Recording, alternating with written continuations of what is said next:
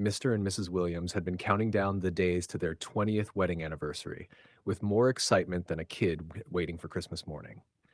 Their dream had always been to own a majestic property called Rosewood Heights, the kind of house that looked like it had been stolen straight out of a movie. Polished oak doors, winding staircase, chandeliers that looked like frozen waterfalls. They had been saving for years, cutting corners, packing lunches, saying no to expensive vacations, all for this one purchase. The day finally came, and they stepped into the real estate office glowing with pride. Their faces carried that calm confidence of people who had worked hard for their moment. Behind the desk sat Miss Carter, the dealer. The moment her eyes scanned their brown skin, her smile fell flatter than a pancake in the Sahara. She smirked as though she'd just been asked to sell a Lamborghini to a toddler. Maybe you should check the smaller homes down the road. This property isn't really within your reach, she said, her words dipped in sugar but sharpened like a blade. Mrs. Williams frowned. Excuse me? We've come for Rosewood Heights. That's the house we've saved for. But Miss Carter leaned back in her chair like she was swatting away flies. I don't have time for window shoppers, she said, picking up her phone. Some people just love to waste our energy. The insult stung, but the Williams couple stood tall. Little did she know, this was only the beginning. If you're enjoying this story so far, don't forget to like and subscribe. Mr. Williams tilted his head, squinting at Miss Carter like she had just told him the earth was flat. Window shoppers? Lady, we've been saving for this longer than your plastic flowers have been dying on that desk. The sarcasm sliced the air, but she didn't flinch. Instead, she dialed her phone with a dramatic sigh, like she was calling pest control. Within minutes, two officers walked in, Officer Daniels and Officer Ruiz.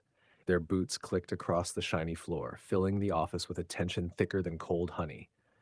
Miss Carter jumped up, fake concern plastered on her face. Yes, officers, these people came in here talking about buying Rosewood Heights. Suspicious, don't you think? They don't look like the type who could afford a property of that class.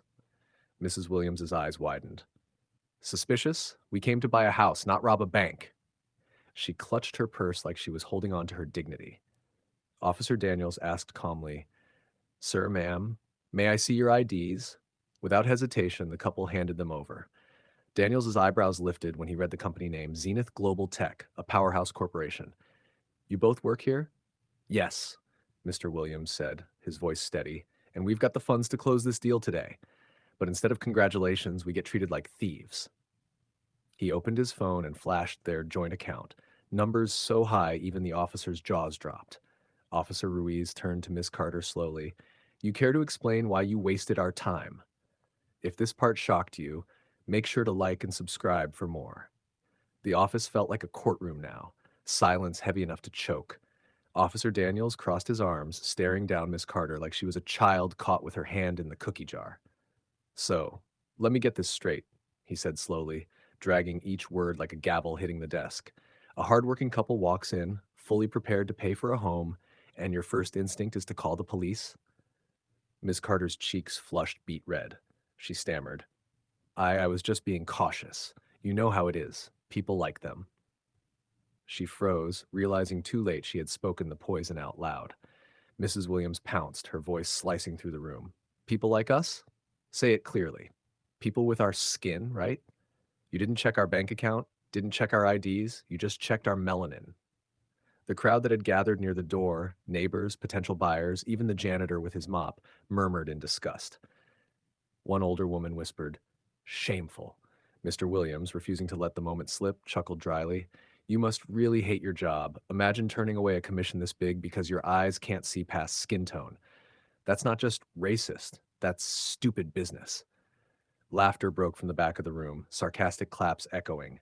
Officer Daniels smirked, shaking his head. Ma'am, if anyone looks suspicious here, it isn't them, it's you. Miss Carter's lips quivered. Her confidence shattered like glass on concrete. If you're enjoying the heat of this story, don't forget to like and subscribe. Miss Carter's confidence was bleeding out fast, her voice trembling like a cheap chandelier in a storm. I, I only wanted to protect the integrity of the company, she muttered, clinging to excuses like a drowning woman grabbing straws. Mr. Williams chuckled darkly. Integrity? You threw that word out the window the moment you judged us by our skin. Let me show you what real integrity looks like. He reached into his briefcase and pulled out a neatly folded envelope. With deliberate calm, he placed it on her desk. This is a certified bank draft, enough to pay for Rosewood Heights today. And guess what? We're not giving it to you. We're buying the property directly through your regional manager. Her jaw dropped. Wait, you can't do that. Oh, we can. Mrs. Williams snapped, eyes gleaming. You see, my husband happens to sit on the board of Zenith Global Tech, and Zenith just so happens to do business with your parent company. When we tell them their employee chased us out like criminals, trust me, you'll have plenty of free time to practice humility. The officer whistled low. Ouch, that's going to sting. The silence in the office was brutal, broken only by the sound of Miss Carter's pen falling to the floor. Her job, her reputation, her fake superiority, all crumbling in front of everyone. Mr. Williams leaned in, voice low but sharp.